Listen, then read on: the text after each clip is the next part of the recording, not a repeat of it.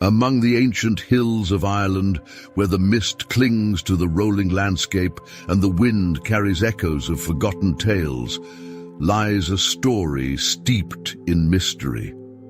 A tale of beings who were neither entirely human nor fully divine, yet their presence shaped the very fabric of Ireland's earliest myths. These enigmatic figures are known as the Tuatha Danann bearers, of incredible wisdom, otherworldly magic, and treasures beyond comprehension. They were more than just gods and goddesses. They embodied the spirit of the land itself, influencing everything from the fertile soil to the turning of the seasons. Their legacy has woven its way into folklore, storytelling, and the collective imagination of a culture. But who were the Tuatha Danann, really? What powers did they command? And what lasting impact did they leave on Ireland and the world beyond? To understand the Tuatha Danann, we must go back to their origins, to the time when they first set foot on Irish soil. Unlike many others who arrived in Ireland, the Tuatha Danann were not mere mortals. They came from distant realms, often depicted as mystical cities full of arcane knowledge and power. These cities, Fallius, Gorius, Murius, and Phineus, were places of incredible learning, where the Tuatha Danann honed their abilities and prepared for their destiny. Their journey to Ireland was unlike any other migration in history or myth. The legends say that they arrived cloaked in a cloud of mist, emerging from the skies like divine beings descending to earth. Others suggest they sailed across treacherous seas, burning their ships upon landing to ensure they had no way to retreat. Whether by mist or sea, their entrance was as supernatural as their powers. And with them, they brought 4 sacred treasures, each imbued with great power and each serving a purpose in their mission to rule Ireland. The first of these treasures was the Stone of Fowl, said to come from the city of Fallius. It was more than just a stone. It was a symbol of kingship, and legend holds that it would cry out beneath the feet of the rightful king of Ireland. This stone became central to the idea of sovereignty and rulership, forever binding the fate of kings to the will of the gods. It was a cornerstone of authority for the Tuatha Danann. Next was the Sword of Nuada from the city of Gorius. Wielded by their first king Nuada, this sword was said to cut through anything, and no enemy could escape its lethal edge. It represented justice and the sheer force of will that the Tuatha Danann carried with them. No ruler would lead without first proving their might, and the Sword of Nuada was the ultimate test of strength. From Phineus came the Spear of Lugh, a weapon of extraordinary precision. No opponent could stand against it, and in the hands of Lugh, the god of many skills, it became an unstoppable force on the battlefield. The spear was not just a weapon, but a representation of destiny, always striking its target, always fulfilling its purpose. Lastly, there was the Cauldron of Dagda, a magical vessel from Murius. It could provide endless sustenance, and was never empty, no matter how much was taken from it. This cauldron symbolized the abundance and fertility that the Tuatha Danann promised for the land.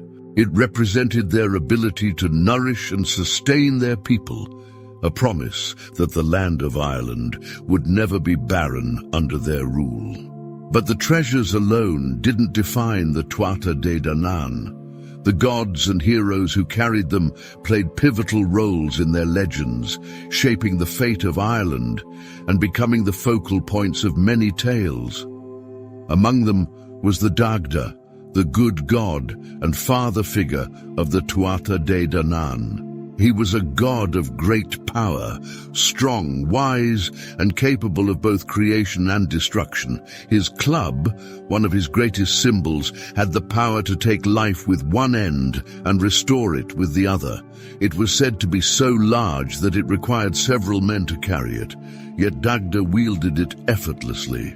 He was also the keeper of the cauldron of plenty, and through him the land was kept fertile and prosperous. But Dagda was not just a warrior or a king, he was a mediator, a figure of balance and peace in a world filled with conflict. He represented the harmony between the forces of life and death, a god who could both negotiate with enemies and conquer them in battle. Then there is Bridgid, the daughter of Dagda, a goddess whose influence transcended the bounds of mythology to become an icon even in modern times. Known as a triple goddess, Bridgid governed the realms of healing, poetry, and smithcraft. She was the flame that inspired creation in all its forms. In her forges, metals were shaped into tools and weapons, representing her control over transformation and craftsmanship. But her influence didn't stop at the forge. She was also the goddess of healing, with sacred wells dedicated to her spread across Ireland, still visited for their curative powers. Bridgid was a muse, her poetry inspiring warriors and artists alike. Her domain was not only physical, but also spiritual. She governed the fire of life itself, a force of creation, inspiration, and renewal. Her legacy would endure long after the Tuatha de Danann, even becoming integrated into Christian mythology as Saint Bridgid, further solidifying her place as a lasting figure of worship. And then, of course, there is Lugh, one of the most celebrated figures in Irish mythology. Known as the Shining One, Lugh was a god of many talents, a master of all trades and skills. His versatility and excellence in every art made him not just a figure of awe, but of admiration. Whether in craftsmanship, combat, or leadership, Lugh excelled. It was Lugh who wielded the Spear of Lugh, a weapon of unparalleled accuracy during the great battles of the Tuatha de Danann. His moment of triumph came during the Second Battle of Mag Tuired, where he led the Tuatha de Danann to victory over the Fomorians, their most fearsome rivals. In this battle, he faced his own grandfather, Baelor, the terrifying one-eyed king of the Fomorians. Baelor's gaze could kill with a single look, yet it was Lugh who delivered the fatal blow, ensuring the survival of his people and the continuation of their rule over Ireland. Not all figures in the Tuatha de Danann were tied to creation or healing, though. Some, like Morrigan, embodied darker forces. Known as the Phantom Queen, Morrigan was a goddess of war, fate, and death. She could change her form, often appearing as a crow or raven on the battlefield, symbols of impending doom. Morrigan's power was not just in her ability to fight, but in her control over the outcome of battles. She could choose who would live and who would die, and her presence was as much a psychological weapon as it was a physical one. Morrigan's influence over life and death made her both feared and respected. In many ways, she represented the inescapable force of fate, one that even the greatest warriors had to face. Her role in Irish mythology goes beyond mere violence. She is the force that governs the cycles of nature, life, death, and rebirth. But the Tuatha de Danann were not only defined by their gods and heroes, they were also defined by the battles they fought. The first great battle, the First Battle of Mag Tuired, saw them clash with the Fir Bolg, the previous rulers of Ireland. Though the Tuatha de Danann emerged victorious, it was not without cost. Their king, Nuada, lost his arm in combat, a grave injury that cost him his right to rule, as no king in ancient Ireland could rule unless they were physically whole. It was only after the god of healing Dian Sesht crafted a silver arm for Nuada that he could reclaim his place as king, but by then, change was already on the horizon. Their second and most crucial battle came against the Fomorians in the Second Battle of Mag Tuired. This battle was not just a physical contest, It was a battle for the very soul of Ireland. The Fomorians were monstrous, destructive beings who sought to control the land through brute force. Their leader Baelor was the ultimate threat, and it was only through Lu's intervention that the Tuatha de Danann were able to secure victory. This battle marked the height of their power, but as we shall see, it also signaled the beginning of their decline. Despite their victories, the time of the Tuatha de Danann was coming to an end. With the arrival of the Milesians, the ancestors of the modern Irish, the Tuatha de Danann were forced into a final battle. Defeated, they withdrew into the hills, mounds and other sacred sites of Ireland, becoming the Aes Side, the people of the mounds, known today as the fairy folk.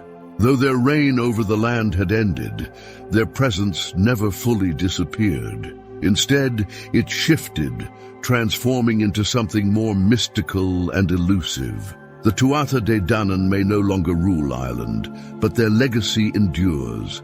They are remembered not only as powerful deities and warriors, but as symbols of transformation, magic, and the ever-changing cycles of life and nature. Their stories remind us that the line between myth and reality is often thin, and that even though their time in the mortal world has passed, they live on in the legends we tell.